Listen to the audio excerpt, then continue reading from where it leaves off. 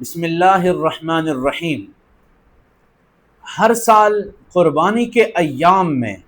بعض دین دشمن طبقہ اپنے مختلف ولاگز کے ذریعے، پوسٹوں کے ذریعے، تحریرات کے ذریعے عام سادہ لوگ مسلمانوں کے دل و دماغ کو خراب کرنے کی کوشش کرتے ہیں، اور ان کے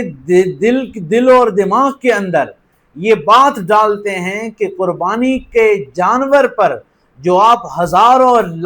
لاکھوں روپیہ خرچ کر رہے ہیں، ان پیسوں کے عوض آپ غلہ اور راشن خرید کر غریب کے گھر پہنچائے۔ ان پیسوں کے بدلے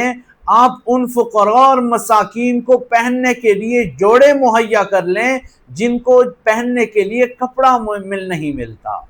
یاد رکھنا، غرباء اور مساکین کی مدد کرنا شریعت میں مطلوب بھی ہے، محمود بھی ہے، اور یہ شریعت کے تعلیمات کا بھی تقاضا ہے، لیکن خلط ملط کرنا یہ شریعت کا مزاج نہیں۔ آج اگر اللہ رب العزت نے آپ پر نماز فرض کی ہے اور آپ نماز کو چھوڑ کر زکوٰۃ دینا شروع کر دیں تو ٹھیک ہے، زکوٰۃ دینا یہ اپنی جگہ محمود عمل ہے، لیکن نماز نہ پڑھنے کی وجہ سے آپ مجرم اور گناہگار ہوں گے۔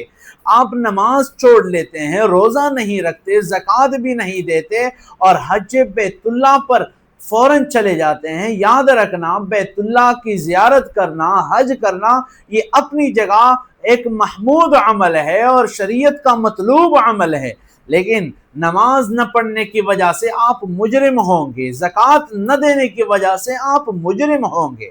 اب یہ تو میں نے فرائض کے متعلق مثال دے دی ہے، اب یہاں پر ایک حکم شریعت کا قربانی کرنے کا ہے اور دوسری طرف کسی غریب اور فقیر اور مسکین کی مدد کرنی ہے۔ اب یہ دونوں عمل، ان دونوں کا سب سے پہلے تو موازنہ ٹھیک نہیں، کیونکہ یہ ایک واجب عمل ہے اور یہ ایک نفلی عمل ہے۔ نفلی اور واجب عمل کا آپس میں موازنہ نہیں کیا جا سکتا، لیکن اگر آپ کے ذہن کے مطابق قربانی کے جانور پر پیسے خرچ کرنے کے بجائے یہ غریب اور مسکین کی مدد یہ افضل اور اعلیٰ ہے، تو میں آپ ہی کی زبان میں آپ کو سمجھاؤں گا۔ یاد رکھنا، یہ شریعت کے احکام ہیں۔ اب اگر آپ نے غریب اور مسکین کی مدد بھی کرنی ہے، بہت ہی اچھی بات ہے، اور یہ اس عمل پر جو ہے وہ میں آپ کو خراج تحسین بھی پیش کروں گا، لیکن یہ بھی ساتھ ساتھ سمجھاؤں گا کہ اگر آپ نے غرباء اور مساکین کی مدد کرنی ہے،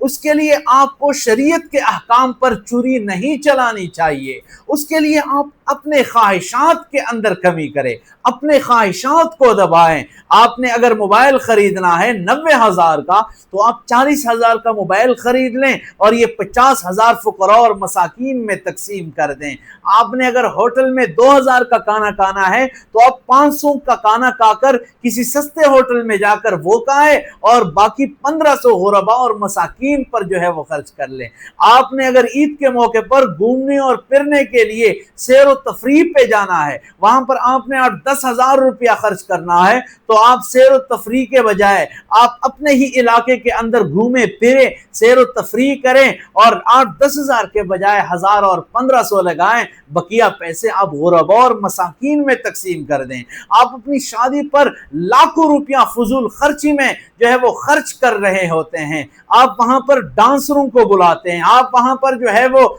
ڈول اور باجے بجاتے ہیں۔ ان پیسوں کو ان لایانی کاموں میں خرچ کرنے کے بجائے فقراء اور مساکین میں تقسیم کر لیں۔ نہ، وہاں پر تو آپ کی خواہشات کو ٹھیس پہنچتی ہے، نہ وہاں پر تو آپ کو اپنے دوستوں کے اندر برابری کا موقع نہیں ملتا کہ میں صرف 30,000 کے موبائل کو لے کر اپنے دوستوں کی محفل میں جاؤں۔ وہاں تو پھر آپ کو اپنے دوستوں کے اندر فخر کرنے کا موقع نہیں ملتا کہ آپ جو ہے وہ 2-2.5 لاکھ کے بائک کے بجائے صرف 70,000 کے بائک پر بیٹھ کر جائے۔ جب آپ اپنے خواہشات کو قربان نہیں کر سکتے، اپنے خواہشات پر جو ہے وہ پاؤں نہیں رکھ سکتے، اپنی خواہشات کے اندر کمی نہیں کر سکتے، تو پھر شریعت کے احکام پر یا شریعت کے گلے پر چوری چلانے کی بھی تمہیں اجازت نہیں دی جا سکتی۔ ہاں یہ اپنی جگہ محمود عمل ہے غربا کی مدد کرنا، لیکن قربانی کے ایام میں اللہ تعالیٰ کا آپ سے تقاضا،